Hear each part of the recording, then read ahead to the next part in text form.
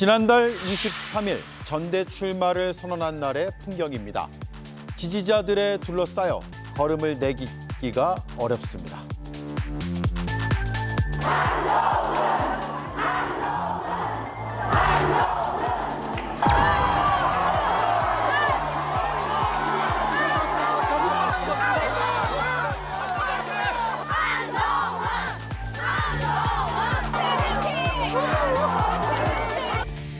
이런 팬덤은 전당대회 기간 내내 이어졌습니다.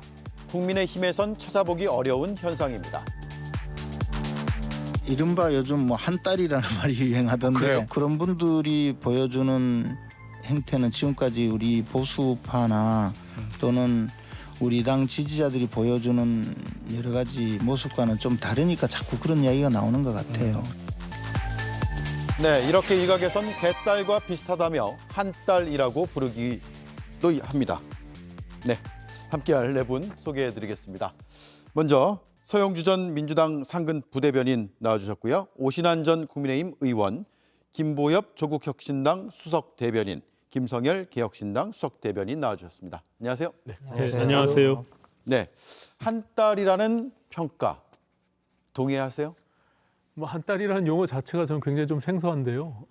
소위 이제 민주당의 팬덤 개딸에 대한 비유적 표현으로 아마 한딸이라고 지칭하는 것 같은데 저는 근본적으로 좀 다른 성격을 갖고 있어요. 일단 뭐 연령층도 다를 뿐만 아니라 제가 전당대회 과정에서 소위 한동훈 대표의 지지자들을 만났을 때 느낌은 그렇게 공격적이거나 아니면 네. 반대하는 진영에 대해서 뭔가 험담하고 음해하고 뭔가 이렇게 왕따를 시키거나 그런 행동들을 전혀 하지 않아요. 그렇기 때문에 저는 기본적으로 위드훈이라고 하는 기본적인 팬클럽, 팬카페의 중심에 돼 있는 사람들이 주로 한동훈 대표를 지지하는데 그 팬카페에서도 어떤 특정 기사나 이런 것들을 링크를 통해서 뭐 댓글을 유도하거나 또 최근에 무슨 지금 문제가 되고 있는 페이스북이나 지금 정점식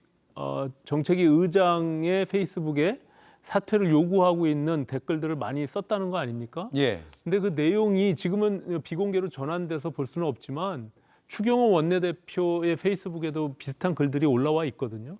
근데 내용들을 보면 굉장히 정중하게 요청하는 거예요. 본인의 의사표시들을 반말을 하거나 뭔가 험담을 하거나 전혀 그러지 않고 공격적이지가 않습니다. 예. 그렇기 때문에 저는 이제 단순히 소위 꼭 트로트의 유명 가수들에 대한 팬클럽 같은 느낌들을 좀 받는데요.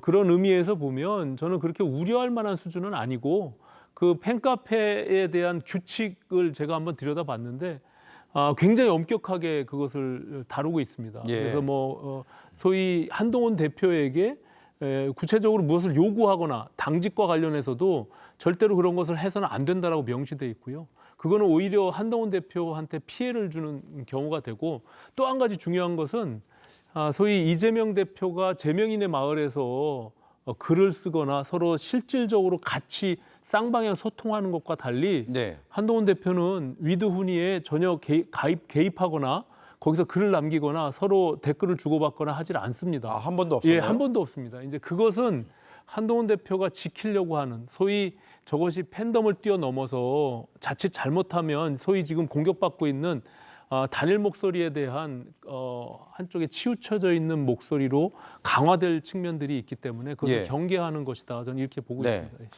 개딸과 한딸은 다르다라는 분석이셨고요. 그런데 서영주 의원님, 이게 시작은 좀 다르더라도 궁극적으로 나중에 시간이 좀 지나고 정치적인 이제 현상으로 굳어지면 결국 비슷해지는 거 아니냐 이런 우려들도 하거든요. 그렇죠. 그러니까 오신환 의원께서 얘기한 거는 좀 아름다운 모습으로 이렇게 변해가는 그런 상상을 하신 것 같고요. 한딸과 개딸은 용어 차이도 있습니다. 한딸은 사실상 보면 한동훈 내 딸, 네. 한동훈 대표를 지지하는 딸들 뭐 이런 거라면 개딸은 원래는 개혁의 딸입니다. 그래서 새로운 어떤 개혁적인 부분들에 있어서 적극적으로 나서는 부분을 개딸이라고 했는데 이게 이제 말하자면 팬덤인데 어떻게 보면 과열된 팬덤이라는 지칭하에 개딸이 좋은 용어로 쓰이지를 못하다 보니 네. 최근에 개딸이라는 용어를 쓰지 말라고 그들이 얘기를 합니다. 그래서 강성 지지층도 싫어하고요. 민주당의 열성 지지층이다. 이렇게 열성. 얘기를 해달라고 해서 하는데 네. 지금 이제 방송상 개딸이라고 표현을 하는데 지금 이제 국민의힘은 이번에 이제 정정식 정책위원장의 어떤 페이스북에 드러난 여러 가지 한동훈 대표를 지지하는 강성 지지층의 발언들 말하자면 댓글을 통해서 압박을 하는 거잖아요. 그런 부분들을 그냥 쉽게 넘어가서는 안 될 거예요. 저희 개딸도 원래 그렇게 시작했습니다. 소수로 시작했지 처음부터 수만 명이 우리가 개딸이야라고 하지 않았거든요. 예. 그래서 결국에는 이런 부분들에 있어서는 이제 팬덤 정치의 어떤 자아상들이 국민의힘에서도 생기기 시작하고 국민의힘이 그런 거를 경험 안 한 정당이 아닙니다. 2019년에 태극기 부대가 있었고요. 태극기 부대가 이게 한 딸들이 그런 식으로 분화가 되고 진화를 한다면 민주당의 강성 지지층 못지않은 그런 말하자면 팬덤 정치의 안 좋은 단면을 가져올 수도 있다. 네. 라는 측면에서는 잘 지켜보고 좀 분석을 해야 될 거다 생각합니다. 네. 한동훈 후보 지지자들의 모습을 전당대회 때부터 지금까지 보면 뭐 폭력적이거나 이런 모습들은 방송 화면을 분석해 보면 없더라고요. 저희가 한번 모아봤는데 두 분의 말씀의 분석과 함께 보시면 더 도움이 되실 것 같습니다. 함께 보시죠.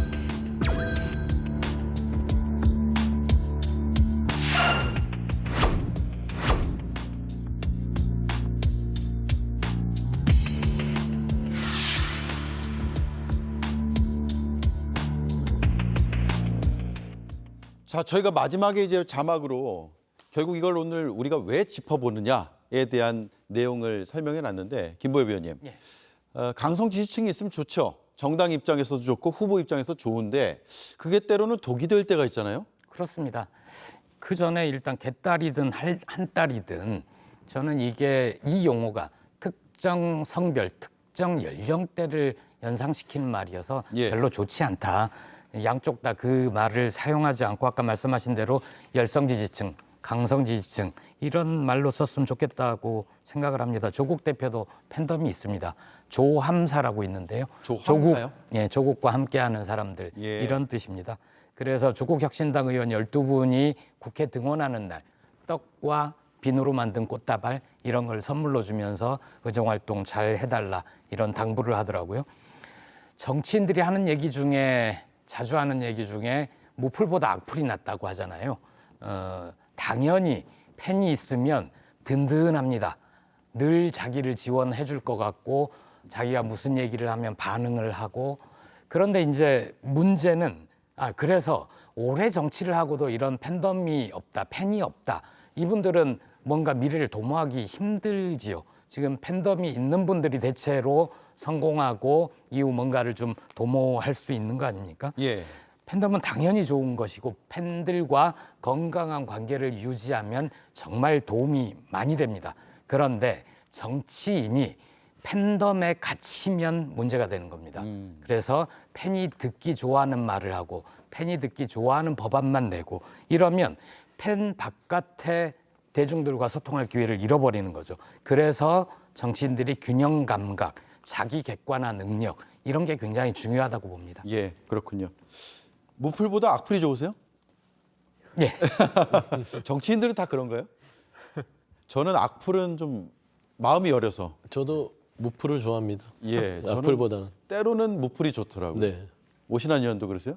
네, 저도 악플 볼 땐 뭐 마음이 아프니까요. 자주 보지는 않습니다. 네. 그렇군요. 자, 김성열 위원님. 네. 결국은 이게 김보엽 위원도 살짝 짚어주시긴 했는데 이 팬덤 자체가 문제가 아니라 팬덤을 정치인이 이걸 어떻게 받아들이느냐가 네, 문제가 아니겠어요? 맞습니다. 이건 뭐 지금 보면은 이 민주당의 강성 팬덤하고 한동훈 후보의 팬덤이 비슷한 길을 갈 것이냐라는 부분은 전적으로 한동훈 대표에게 달려있다고 봅니다. 원래 팬클럽은 스타를 따라가기 마련이거든요. 근데 저는 뭐 좀 전에 무풀 악플 얘기 나왔지만 제가 악플 달릴 소리 한번 하고 싶습니다. 예. 뭐냐면요. 지금 민주당의 이런 강성 팬덤이 왜 이렇게 활동을 하게 됐느냐? 저는 그 원인을 사실 2017년에서 찾아요. 2017년에 대선 경선 당시에 우리 문재인 전 대통령께서 그 당시에 이제 안희정, 이재명 측의 후보들이 이거 문재인 쪽 지지자들이 너무 강력하게 우리를 공격을 한다라고 했을 때 이 부분에 대해서 항의를 하니까 우리 문재인 전 대통령께서 뭐라고 그러시냐면 이거는 우리 경쟁을 더 이렇게 흥미롭게 만들어주는 일종의 양념 같은 것이다라고 이제 그랬죠. 말씀을 하셔요. 이거는 그 강성 팬덤의 그런 행동들에 대한 당위성과 명분을 심어준 행동이었습니다. 그러다 보니까 이분들이 우리 이렇게 해도 되는구나 라고 생각을 한 거죠. 그것이 지금까지 이어져서 개딸이라는, 저도 별로 그 용어를 좋아하지는 않습니다만 그 팬덤의 행동 양식으로도 이어졌다고 생각을 하고요. 저는 그래서 이재명 대표께서 얼마 전에 이제 이런 것들을 좀 자제 좀 하자라고 했던 부분 굉장히 높게 사는 부분이 있고요. 우리 한동훈 후보가 이런 부분에 대해서 적당히 거리를 좀 둬야 된다. 그러니까 강성 팬덤에 대해서 너무 달콤한 꿀이라고 생각하지 말고 방송 사법이 아니라 이거야말로 진정 독이 든 사과다라고 생각을 하고 조금 거리를 둬야지 그 강성 팬덤이 일종의 정치 훌리건으로 가는 길을 막을 수 있다. 이렇게 생각을 합니다. 그렇군요. 자, 그 한동훈 대표가 자신의 지지자들에 대한 생각을 밝힌 적이 있거든요. 최근에요. 한번 들어보시죠. 저는 정치라면 생긴 거라기보다는 채널A 사건 거의 감옥 가기 직전까지 갔었는데 그 즈음부터 모이신 분이었던 걸 기억합니다. 저는 기본적으로는 감시와 비판의 대상입니다. 제가 알고 그분들도 아실 거라 생각합니다. 저는 제가 잘못된 길 가거나 이 나라와 시민의 잘못된 판단하면 그분들이 저를 가차없이 버리실 거라고 생각합니다. 자, 팬들하고 감시와 비판의 관계다. 라는데 뭐 듣기에는 맞는 말 같아요. 그런데 팬들이 감시와 비판이라는 목적을 위해서 팬덤을 형성할까? 그렇지 않은 것 같은데요. 그렇죠. 이제 그 한동훈 지금 대표께서 제 발언을 보면 순진하신 거는 맞은 것 같아요. 정치를 잘 모른다. 네. 그러니까 팬덤이라는 것은 감시와 비판 기능이 당연히 있겠죠. 그러게 해줬으면 좋겠지만 팬덤이라는 것은 바라는 게 많다. 기대치가 높다. 왜냐하면 팬덤은 모든 걸 던져서 그 사람 지지하는 거 아니에요. 근데 거기에 부응하지 못하면 그 사람은 언제든지 버림받을 수 있다는 거를 말하자면은 각오해야 됩니다. 그렇기 때문에 굉장히 팬덤층을 정치적으로 만에 하나 활용하려고 그러면 그만한 대가를 치러야 된다는 것은 각오해야 된다. 근데 이제 개인과의 어떤 정치인이 팬덤 안에서 움직이는 것들, 감시와 비판, 아니면 기대치에 대한 어떤 부응, 부담, 여기까지는 좋습니다. 그런데 이 팬덤 자체가요, 외부로 나가게 되면 이게 말하자면 분열이 되는 것이죠. 결국엔 다름 자체가 다름을 인정하면서 서로 간에 건전한 비판 속에서 존재하고 내가 보호하고자 하는 정치인을 보호한다면 그건 팬덤으로서 건강한 기능이라고 보는데요.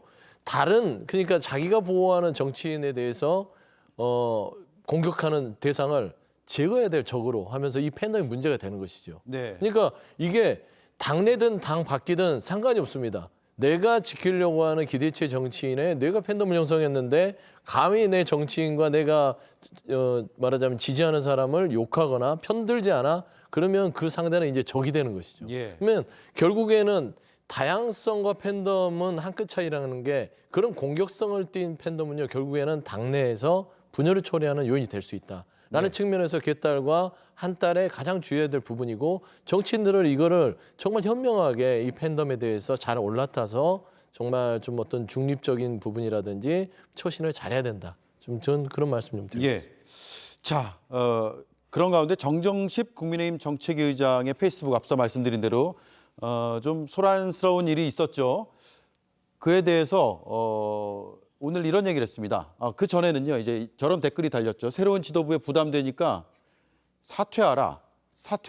인내심 테스트 하지 말고. 언제까지 버틸 수 있을 거라 생각하나.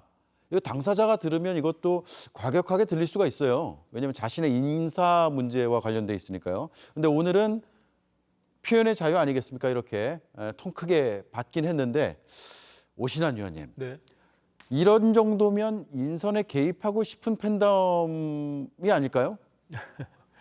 일단은 소위 지금 한동훈 대표를 지지하고 있는 지지층에 대한 행동 양식이 그렇게 과격하지가 않아요. 뭐 아까 자료 화면에서도 보셨지만 또 그분들이 대부분 여성의 5, 60대의 주부들이거든요. 예. 이제 그분들이 일단은 한동훈 대표의 전당대회 과정에서도 무리하게 접근해서 무언가를 요구하거나 전달하지 않는다. 이런 어떤 내부의 행동 양식들, 규칙들을 정하고 있고요. 최근에 이제 정정식 그 정책위 의장에 대한 사퇴 요구는 사실상 우리가 전당대회에서 민심과 당심이 요구하는 것은 새로운 변화와 혁신에 대한 요구거든요. 이제 그런 것들에 대한 첫걸음이 새로운 어떤 인성과 지도 체제를 만들라는 것이거든요. 그렇기 예. 때문에 정점식 그 정책위 의장이 사퇴를 하지 않고 계속 버티고 있는 모습들에 대해서 상당히 큰 우려들을 갖고 있습니다. 왜냐하면 이게 지금 지도부가 9명의 최고위원들 구성들 중에 소위 친윤이라고 이렇게 일컫고 있는 정점식 의장이 지난 2개월 체제의 황우여 비대위에서 임명된 인사입니다. 그렇기 예. 때문에 새로운 체제로 첫걸음을 띄어야 된다라는 요구들이 있고 그것이 친윤이냐 비윤이냐를 떠나서 한동훈 대표의 체제를 출발하는 신호탄으로 보고 있기 때문에 저런 요구들이 있었다라고 보여지고요. 앞서 다시 한번 말씀드리지만 한동훈 대표는 그런 팬덤에 대한 우려, 지금 세 분이 말씀하신 그런 독이 될 수 있는 사항에 대해서 너무나 명확하게 인식하고 있고요. 그렇기 때문에 그 위드우니의 팬카페에 가서 본인이 글을 쓰거나 지금 이재명 대표와는 전혀 차원이 다릅니다. 뭐 예. 실시간으로 무슨 방송을 하거나 그러지도 않고 또 거기서 요구되는 것들에 대해서 응답하거나 하지도 않습니다. 그렇기 때문에 한동훈 대표가 그런 생각들을 계속 견지하는 한 저는 그것이 무리하게 그것을 악용하는 한동훈 대표의 팬덤을 악용하는 그런 정치로 발전될 가능성은 저는 없다 이렇게 보고 있습니다. 알겠습니다.